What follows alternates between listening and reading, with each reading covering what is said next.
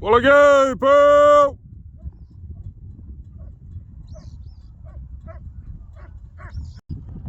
Well, g'day everyone and welcome back to the channel.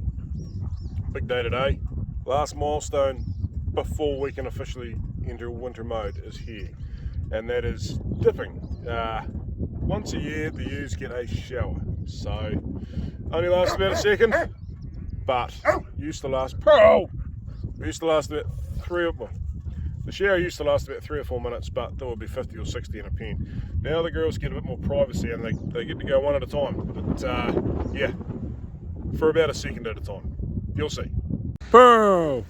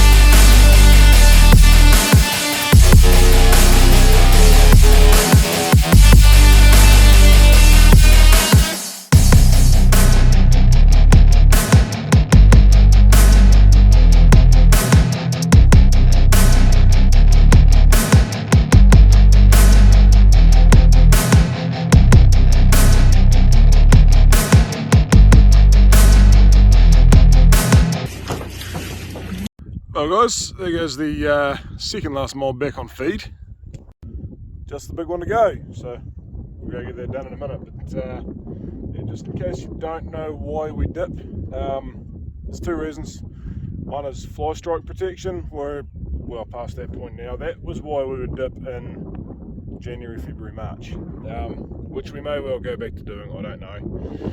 We used to dip then.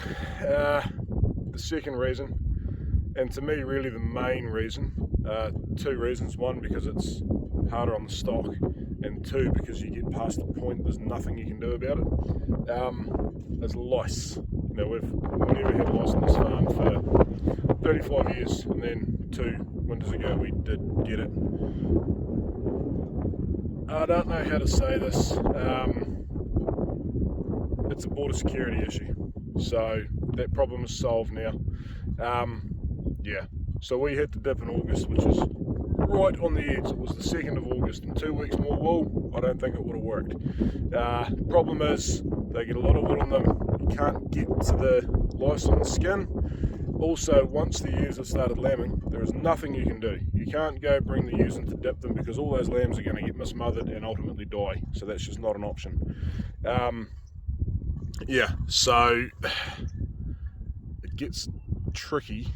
Yeah, we have chosen to dip at the end of May, because if you dip at the end of May, you get 3 months protection. Sorry, that might be quite windy there. If you don't have a big lice burden at the end of August, you're not going to get one. It's the winter months where they get the chance to build up. When the sheep are eating and they're doing well, and what we say, the grease is flowing, the wool's got lots of grease and everything in it, the lice can't really take hold. They can be there, but they won't get to build up numbers. They'll just sort of be there. When the sheep come under pressure, that's when lice go, numbers explode. So this is the time of year that it's crucial for us to dip for lice prevention, which we didn't think would be an issue, but here we are. So yeah, like I say, not something that's within our control outside of doing this. Next year we probably will look at dipping in February if the flight becomes an issue again, and we'll just see what we think at the time, whether we dip twice. That's a horrible thing to think about, cost, everything else, but yeah. Yeah, so we'll just play that by ear, but for now we've got her done. Crutching is done, dipping is done, we're ready to go on swedes. Yeah, so still this mob to go. Right there is the wee ewe lambs. They're actually looking really good. So they've just been done as well, so every sheep on the farm's been done. They need to go back across to there, but there's grass there and it's earmarked for grazing, so they can just stay there today and tomorrow, possibly even the next day, we'll see. Girls don't want to go into the yards, but they will be okay when they work out that they're going to go in and they're going to run around, and they're just going to go right around the outside through an open gate away over this way. Now they go back, but I think they want to go over there. The girls are pretty happy about that. To be fair, some pretty nice feed out there, so they should be. Anyway guys, that's enough for today. We'll pick this up again tomorrow, and yeah, what are we going to be doing tomorrow? I don't know yet. We'll find out. Definitely going to be putting some tracks in some swedes. Definitely going to be putting some fences up. Definitely going to be doing something with that water scheme. Don't know what yet, but we'll get onto that. Yeah, because I need to get that working, and I don't even have a pump yet. So yeah, whether we try and get some troughs placed up here, or whether we go and try and get the pipe finished. There's just a few joiners to put in and then dirt to push in. I think we'll do the troughs first, and yeah, do the joiners last. It won't be last. Get a pump last and get it hooked up. But yeah, there's a wee bit of mini digger work to do there as well. So that'll be next video, or the one after, I'd say. But yeah, anyway, catch you tomorrow.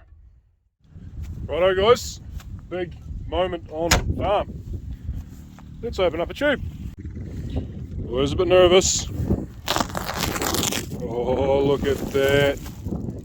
Beautiful. Get this one open too.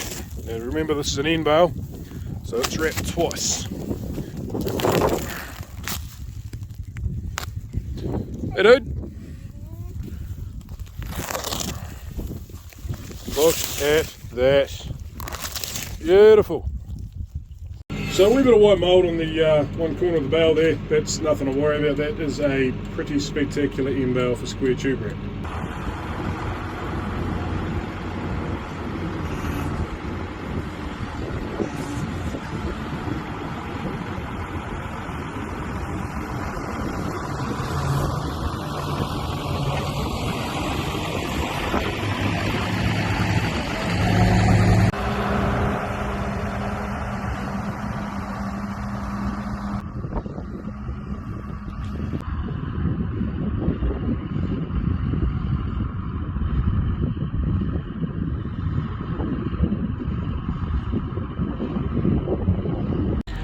Right, fences are now set up in this paddock, bales are in the feeder. This one's good to go. But I think we might just hold off until we get another couple of paddocks sorted. We've got all the fences up, we've just got the bales to put in before we go and actually put stuff on. And we might put 3 mobs on tonight. There's 4 mobs currently to go on, plus another one a little bit later in the piece. So you get 3 mobs on tonight, and then in the morning let them off. Remember, they go on, they go off, they go on, they go off, and then they go on and stay on.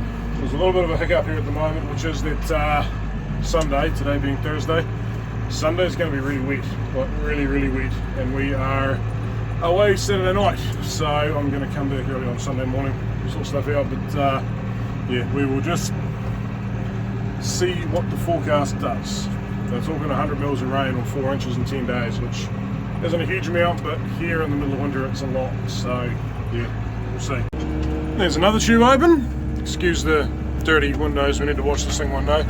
First bale on this one is a wee bit rough, but that's because there's a big hole in the end of it, but this stuff is beautiful. Now this is the stuff we made back in, I want to say October, sometime in October, maybe really early November, not sure. It was incredibly juicy and green and lush.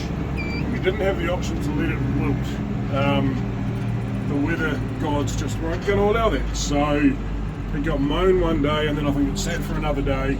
We didn't set it out because it was so full of clover. We didn't want to beat that up, not that it probably would have happened, but yeah, so left it sit for another day, and then 48 hours after mowing, the baler turned up and squeezed it up into big green blocks. And it's caramelised, it's cooked, and it is just beautiful smelling. So we'll see what the sheep think of it. Thinking it's going to be dedicated for the tudus only, because they do need a bit of better quality feed. There's another wee tube of it at the back where the hoggets are going to go, so they can have that one. They need the high quality stuff too. And if there's any left over, it'll go straight to the kettle, because remember, the cattle are only eating baleage. So, sorry, my arm's getting a bit sore. So the cattle do need some good quality baleage up there. The rougher stuff should probably go to the mixed age ewes. Anyway, we'll go chuck this on the crop. Damn, that's beautiful stuff. Doesn't actually smell that much, but what it does smell of is bloody beautiful. It's all leaf, there's no stalk in there. Can't really see much clover, but it must be there. Don't know what's happening there. Anyway, beautiful. So, get the next bale in there. We're going to go back to where we got that first two bales, and then we're going to go way around the road up the top to there, and then we're going to get back home, shut the tractor off, and hurry up and get some sheep on bloody crock, because yeah, we're running out of time today. Tudus on the move first, so they're going through there and along the areaway and down through two gates into that paddock. Then I'm going to put a stock sign up, and we're going to put them across the road into another paddock, and then into the Swede paddock. Just the way it's worked out, it's going to happen. So they've just come from right there on the bank. So yeah, there they go. Well trained sheep. Bit of a story to her. She's got a thing called dermatitis, but she's the heaviest sheep in the mob, so we haven't killed her out. She'll be a terminal, but gonna follow her through. The grass covers are picking up quite nice. This is, you remember where the ewe lambs, hoggets were called, I think at the time, ewe lambs. Did I show you guys that? It might have been Twitter. Anyway, this is where they had their first time really feeling a feed pinch. Well, they did there, but they had a big area, whereas this paddock was cut in half. You still see the wet green area up there, we cut off in that one. Yeah, that was only, crikey, 6 or 7 days ago. They come out of here, maybe 10 days out of here, 7 days out of the other side. Yeah, really bounced back nice. That one there is really green, and obviously they're heading into this one here, but yeah, quite cool to see, because it's the 1st of June today, and it is hot. It is properly warm. I think we got down to 6 degrees overnight for a couple of hours, but really it was more like 12. Yeah, it was 12 degrees at 6 o'clock this morning, so grass is still growing. That big thing is still shining. Where are we? There. Yeah, we're not going to complain. There they go. First sheep of 2023 going on Swedes. Mob number 2, and they're just going to head up this hill, yeah, across there, and see that paddock, the Swedes there? There's a break set up for them just up that end of it. Just making their own way up.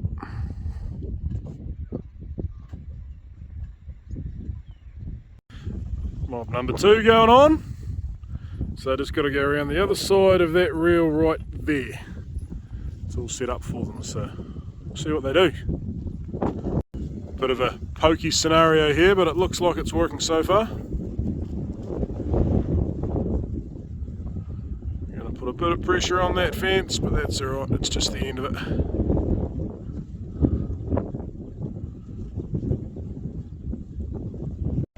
There they go, looking pretty happy.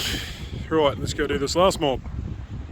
Well, they're on the move, but they took some bloody persuading. They came out of there, they didn't go through there, they all ran down there. Pulled them back up, they wanted to go back in there, or they wanted to go back that way. Anyway, but through there. So, yeah, we got them. Right, let's see what happens. Pearl's just giving them a hurry up through the gateway. Hopefully, they're just going to walk in there and slowly start spreading themselves out around the crop. We'll see. Oh, that didn't take long. They're actually heading for the gate. Come on, girls, you can do it.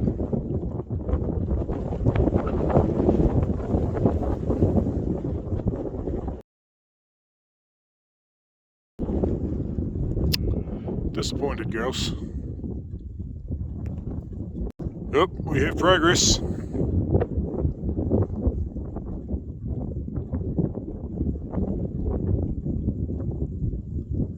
So anyway, the area they've got from there up to just about there, all the way across to halfway across the paddock, about there somewhere. So that little bit in there. Well guys, it is the next morning and we've had a lot of rain overnight, like 8 mils. Doesn't sound like much, about 1/3 of an inch on already moist soils and sheep on crop. And look at that. Now I'm going to let these girls off right now, but right now it's supposed to last them 4 days. Now they went on here with pretty full tummies, but like, they haven't even got all the tops off further over. Yeah, I think our measuring's a little bit off. I think possibly in 2 ways. Possibly the size of the break, because I used Google Earth, which probably wasn't the best idea, but also I think the crops are notably heavier than we weighed them. Now it's good to be this way. It's good to be on the conservative side when you're weighing crops as opposed to the liberal side. We normally get around a 20-ton crop. We didn't want to just come in here and find some weights and make it a 20-ton crop, because it's not a 20-ton crop. By 20-ton I mean if you took all the water out of the bulb and the leaf, the weight that you'd be left with, the dry matter. So a 20-ton crop of Swedes would be a 200 wet ton to the hectare crop. It's not that, but I think it's better than the 13 that we've 13 that we've weighted at. I'm gonna guess, and this is only the first day, we can't really know until we're a couple of breaks through, that this is a 15-ton crop of Swedes, because it just has that look to it. And when you've been doing it sort of 13-14 years, you get your eye in reasonably well. You look at the number of bulbs and you look at the size of the bulbs, and yeah, you can get a fair idea. But we'll see. We'll just see how it balances out. Anyway, we're going to let these girls off through that gate into that paddock for the night, for the day. I don't think they'll go back on tonight. We'll see. We'll see. So we had 8 mils of rain overnight. There's 15 forecasts for today. I don't know how long that's going to be over, but we'll find out. Yeah, if that all comes by say 3 o'clock in the afternoon, and then the sun's going to be shining, they'll go back on tonight. They'll come off again tomorrow morning, because we're taking the kids down to the beach for a night for Saturday night, so we don't want to leave them on then. Yeah, but we'll see. Hopefully Monday they'll be going on and they'll be staying on, but we'll just see how that pans out. It's just to give their stomachs time to adjust to the vastly different diet. That is a lot different to their stomachs than grasses, so yeah, give them time to adjust to that so they don't get sick. Right, so there we go. I'm just going to walk away from here, and at some point in the next 2 hours I'm going to come back and they should all be off, and I'll shut that gate, because otherwise they will want to walk back on. But not worried about a lack of feed out there. There's a pick out there for them. That paddock is going to be our, what do we call it, runoff paddock. It's going to snow, there's going to be a heap of rain, they're going to come out of there into there, because I don't want to hurt this one or that one. Yeah, so that's an older paddock. It's going to hold up to the wet a little bit better, but also it's hopefully going to get ploughed for Swedes in the next year or two, if a little bit of common sense prevails. So anyway, that's those girls looked after. That is more like what I expected to see with that other mob. That, I think, were measured about right. And that one we've called, we weighed it at 14, I think I've called it 15. This is the very bottom of the paddock. It'll get better as we move up, although that mosaic virus, you can see from the year that brown patches does get worse at the top, so maybe it won't. Anyway, they're also older ewes that have come in here and they know what they're doing a bit better. So we're going to let them off too, and they are going to go through this paddock, through that paddock, into the next one. Because once again there's not much grass on there, and I don't want to waste a whole lot of grass like this, because this is beautiful and this is all fresh regrowth. 6 months of the year where we should have been able to grow grass pretty similar to this, we grew none of it. So I want to look after it. That's for after sweets. Anyway, let's get them off. And they're away. Hey, Lemmy. Lemmy. What are you doing in here? What are you doing in here? Hey? How? What? Get up! Get up! How did you get in here? Hey? Oh, she's a bit cold, wet and windy up here today, guys. This is a shock to the system after the Indian summer that we've had. Anyway, Okanui's over there. She's actually looking like a bloody beautiful day. Or higher hills, whatever you call it. Just back over behind that one we can see. A wee way back, but yeah. Stewart Island, just out of sight in the clouds over there. And Glenham is behind that big hill there. Yeah, we are exposed here, but they bear the brunt of it. So thank you to Glenham for that, and Mokarita, well, just out of sight. It's always raining in Mokarita. Nobody cares about Mokarita. Anyway, these girls here, a bit surprised here. This is the one crop I thought was really going to be way above where we'd weight it. Not on that side of the fence, but on this side. I thought this was better than this. This looks about right. So this looks about a 10-tonne crop. So we've got this one right. I'd say that other one, loosely, this is the third mob, the second mob. Yesterday's third, today's second mob. I would say it's about right.